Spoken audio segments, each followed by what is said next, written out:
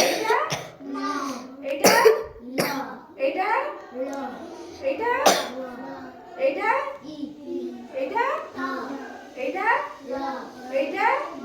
এইটা এইটা এইটা এইটা উ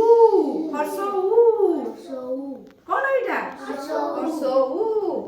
ମୁଁ ତୁମକୁ ଦି ଦିଟା କାର୍ଡ ଦଉଛି ଏ ଦିଟା ତମ ପାଖରେ କୋଉ କୋଉ କାର୍ଡ ରହିଲା ନାଇଁ ସିଏ କହିବେ ତମ ପାଖରେ କୋଉ କୋଉ କାର୍ଡ ରହିଲା